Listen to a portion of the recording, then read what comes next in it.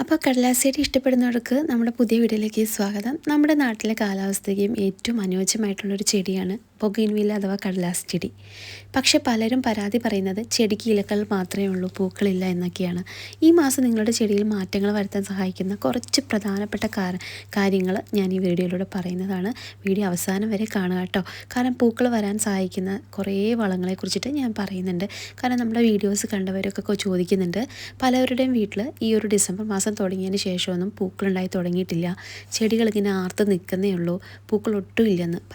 ചിലവർ പറയുന്നുണ്ട് വളം കൊടുത്തില്ലെങ്കിലും നല്ല രീതിയിൽ പൂക്കൾ തരുന്നുണ്ട്, നിങ്ങൾ പറയുന്ന വളത്തിൻ്റെ ആവശ്യമൊന്നും ഇല്ലെന്ന്. അപ്പോൾ പലവർക്കും പല സംശയങ്ങളാണ്. പിന്നെ നമ്മുടെ പ്ലാന്റ്സ് വേണ്ടവർ കുറേ പേര് നമ്മുടെ പ്ലാന്റ്സ് വാങ്ങിച്ചായിരുന്നു. അപ്പോൾ കട്ടിങ്സ് ആയിട്ടൊന്നും നമ്മുടെ കയ്യിലില്ല കേട്ടോ. ചെറിയ ചെറിയ തൈകളൊക്കെയാണ് നമ്മുടെ സെയിൽ ചെയ്യുന്നത്. ഈ പറയുന്ന പ്ലാന്റ്സിൻ്റെയൊക്കെ തൈകൾ നമ്മുടെ കയ്യിലുണ്ട്. അപ്പോൾ ഈ പറയുന്ന പ്ലാന്റ്സ് ഏതെങ്കിലും നിങ്ങൾക്ക് ആവശ്യമാണെന്നുണ്ടെങ്കിൽ ഞാൻ കോൺടാക്ട് നമ്പർ വെക്കാം. അതിനകത്ത് നിങ്ങൾക്ക് കോൺടാക്ട് ചെയ്ത് കഴിഞ്ഞാൽ നിങ്ങൾക്ക് ആവശ്യമുള്ള പ്ലാന്റ്സ് അയച്ചു തരുന്നതാണ് കേട്ടോ.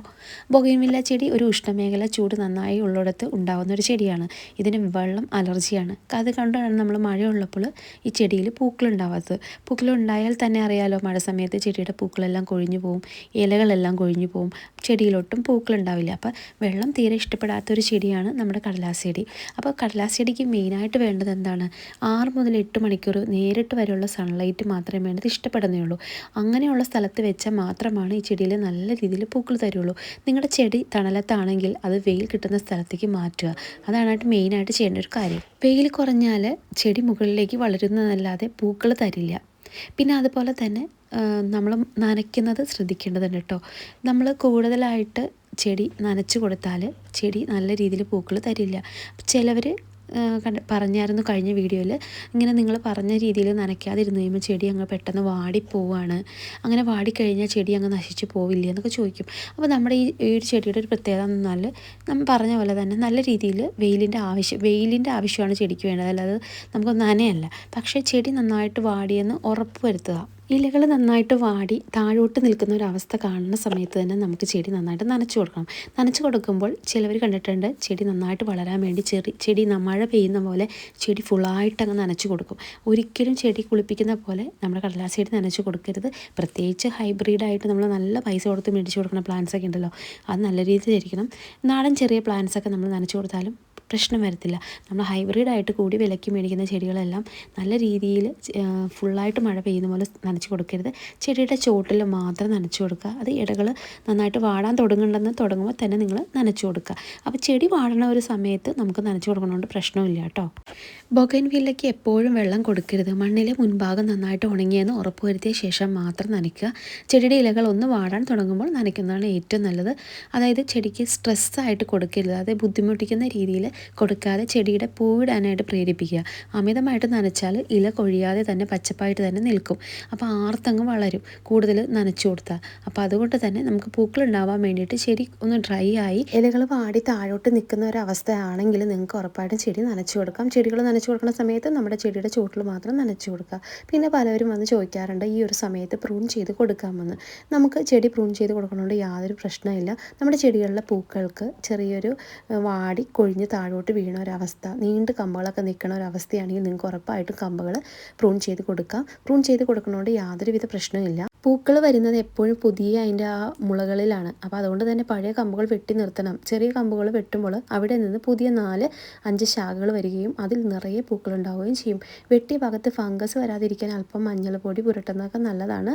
അപ്പം അങ്ങനെ വെട്ടിയതിന് ശേഷമൊക്കെ ചെടി ഇങ്ങനെ മഴ പോലെയൊക്കെ നനച്ച് കഴിഞ്ഞാൽ ചെടിയിൽ പെട്ടെന്ന് ഫംഗസൊക്കെ വരും. അതാണ് പറയുന്നത്, ചെടിയുടെ ചോട്ടിലൊക്കെ നനച്ച് കൊടുത്താൽ മതി. കമ്പുകളിലൊന്നും ഓവറായിട്ട് വെള്ളം കൊള്ളേണ്ട ആവശ്യമില്ല എന്ന്. പിന്നെ വളം ചേർക്കുന്നത് പലരും ചോദിക്കാറുണ്ട്, എന്തൊക്കെ വളങ്ങളാണ് ഈ ഒരു സമയത്ത് നമുക്ക് ചെയ്യാമെന്ന്.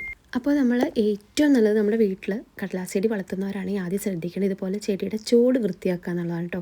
നമ്മൾ ഈ പൂക്കളൊക്കെ വീണ സമയത്ത് നമ്മുടെ ചെടിയുടെ ഇലകളും പൂക്കളൊക്കെ കിടന്ന് പിന്നെ നമ്മൾ നനച്ചു കൊടുക്കുന്ന സമയത്ത് ചെടിയിൽ ചെറിയ ചെറിയ ഫംഗസൊക്കെ വരും.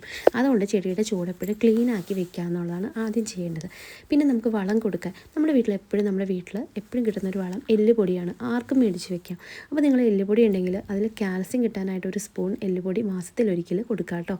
പിന്നെ പൊട്ടാസ്യത്തിന് നമ്മുടെ വീട്ടിലുള്ള വളങ്ങൾ എന്ന് പറയുന്നത് ചായപ്പൊടി മിച്ചമൊക്കെ നമ്മൾ വീട്ടിൽ വരില്ലേ, അത് നന്നായിട്ട് കഴുകിയിട്ട് അത് ഉണക്കണം. ഉണക്കിയതിന് നിന്ന് നല്ല രീതിയിൽ പൊടിച്ചതിന് ശേഷം അതിൻ്റെ കുറച്ച് മുട്ടത്തൊണ്ടും പൊടിച്ചത് കൂടി ചേർത്തിട്ട് ആ ഒരു മിക്സ് ചെടിയുടെ ചുവട്ടിൽ ഓരോ ടീസ്പൂണ് നമുക്കൊരു 5-6 ദിവസം ഇടവിട്ട് കൊടുത്താൽ പെട്ടെന്ന് പൂക്കൾ തരും കേട്ടോ.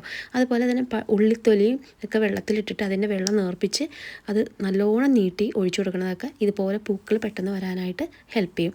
പിന്നെ എപ്പോഴും നല്ലത് നമുക്ക് നമ്മുടെ വീട്ടിൽ രാസവളം നിങ്ങൾക്ക് കിട്ടുമെന്നുണ്ടെങ്കിൽ അത് എപ്പോഴും നല്ലതാണ്. 19-19 അത് 1 ലിറ്റർ വെള്ളത്തിൽ 1 ഗ്രാം കലക്കിയിട്ട് സ്പ്രേ ചെയ്യണം കേട്ടോ ചെടിയിൽ. അത് നല്ല രീതിയിൽ പൂക്കൾ തരാനായിട്ട് ഹെൽപ്പ് ചെയ്യും. പിന്നെ ചട്ടിയിലാണ് വളർത്തുന്നതെങ്കിൽ വേരുകൾ തിങ്ങി നിറയാനായിട്ട് അനുവദിക്കരുത്.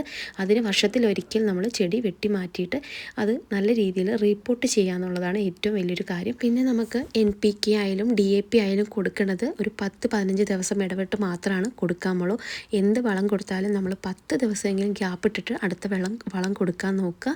പിന്നെ ഒരു കാര്യം പ്രത്യേകം ശ്രദ്ധിക്കേണ്ടത്, നിങ്ങളുടെ വീട്ടിൽ ആട്ടിൻ കാഷ്ടം കിട്ടുമെന്നുണ്ടെങ്കിൽ അത് എടുത്ത് വെക്കുക. നമ്മൾ കടകളിലും ഓൺലൈനിലൊക്കെ മേടിക്കാൻ കിട്ടും. ഏറ്റവും ബെസ്റ്റാണ് നമ്മുടെ കടലാസ് ചെടി നല്ല രീതിയിൽ പൂക്കൾ തരാനായിട്ട് ഏറ്റവും ഹെൽപ്പ് ചെയ്യുന്നൊരു സംഭവമാണ് ആട്ടിൻ കാഷ്ടം.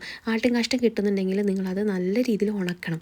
ഉണക്കിയതിന് ശേഷം പൗഡർ ഫോമിലാക്കിയിട്ട് 1 സ്പൂൺ ഒരു ചെടിച്ചട്ടിയുടെ കണക്കിൽ നിന്ന് വീതം ഒരു 10 ദിവസം ഇടവിട്ട് ഇത് ഇട്ട് കൊടുക്കുകയാണെങ്കിൽ ഉണ്ടല്ലോ, ഈ പൂക്കളുടെ കളറും ഈ ഇലകളുടെ ഒരു നല്ല ബുഷിയായിട്ട് നിൽക്കാനും പൂക്കൾ നല്ല ബുഷിയായിട്ട് വളരാനൊക്കെ ഹെൽപ്പ് ചെയ്യും. പിന്നെ ഈ നമ്മൾ ആട്ടുകാഷ്ടം ഇട്ട് കൊടുക്കുന്ന സമയത്ത് ഒരു കാര്യം പ്രത്യേകം ശ്രദ്ധിക്കണം, ഓവറായിട്ട് ഒരു ചെടിക്കും ഈ ആട്ടുകാഷ്ടം ഇട്ട് കൊടുക്കരുത്.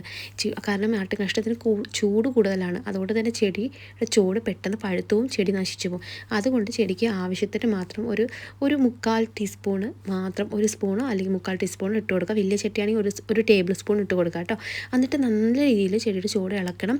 എന്നിട്ട് ഈ വളം ഇട്ട് കൊടുക്കുന്നത് വേരിൽ മുട്ടാതെ തന്നെ അതിൻ്റെ സൈഡ് ഭാഗത്ത് ഇട്ട് കൊടുക്കുക. എന്നിട്ട് നന്നായിട്ട് മിക്സ് ചെയ്തതിന് ശേഷം ചെടി നല്ല രീതിയിൽ ചെടിയുടെ ചൂട് മാത്രം നല്ല രീതിയിൽ നനച്ചു കൊടുക്കുക. എന്നിട്ട് ഇതുപോലെ നിങ്ങൾ ചെയ്യുകയാണെങ്കിലോ ഈ ഒരു മാസക്കാലം ഈ ഒരു ഏകദേശം ഒരു മെയ് വരെ നിങ്ങൾക്ക് ഇതുപോലെ പൂക്കളായിട്ട് നല്ല ബുഷിയായിട്ട് നിൽക്കാം കേട്ടോ. പിന്നെ നമുക്ക് ഈ സമയത്ത് നമുക്ക് ഗ്രാഫ്റ്റ് ചെയ്യാം. പിന്നെ പുതിയ കമ്പുകൾ പൊടിപ്പിച്ചെടുക്കാം. നമ്മൾ വെട്ടുന്ന കമ്പുകളൊന്നും കളയണ്ട. നമ്മുടെ ചാനലിൽ തന്നെ എങ്ങനെ എളുപ്പത്തിൽ പൊടിപ്പിച്ചെടുക്കണമെന്ന് ഞാൻ വീഡിയോസ് ഇട്ടിട്ടുണ്ട്. അതൊന്ന് കണ്ടിട്ട് നിങ്ങൾ പെട്ടെന്ന് കമ്പുകളെല്ലാം പൊടിപ്പിച്ചെടുക്കുക കേട്ടോ. അപ്പോൾ ഈ രീതിയിലൊക്കെ നിങ്ങൾ ചെയ്ത് കഴിഞ്ഞാലുണ്ടല്ലോ നിങ്ങളുടെ വീട്ടിൽ നല്ല രീതിയിൽ ചെടിയിൽ പൂക്കൾ തരും. അപ്പോൾ ഒട്ടും പൂക്കളില്ലാന്ന് വിഷമിച്ചിരിക്കുന്നവർ ഈ വീഡിയോ ഒന്ന് കണ്ടിട്ട് ഇതുപോലെ ഒന്ന് ട്രൈ ചെയ്ത് നോക്കട്ടോ. അപ്പോൾ ഞാൻ പറഞ്ഞ പോലെ നമ്മൾ ഹൈബ്രിഡ് ആയിട്ടുള്ള പ്ലാന്റ്സ്, നല്ല കൂടിയ പൈസയ്ക്ക് പ്ലാന്റ്സൊക്കെ മേടിച്ചിട്ട് നമ്മൾ ഓവർ വളവും കൊടുത്ത് ഓവർ വെള്ളവും കൊടുത്ത് ഒട്ടും വെളിച്ചം ഇല്ലാത്തതൊക്കെ ചെടി കൊണ്ടുവച്ചാൽ ഒരു രീതിയിലും പൂക്കളുണ്ടാവില്ല.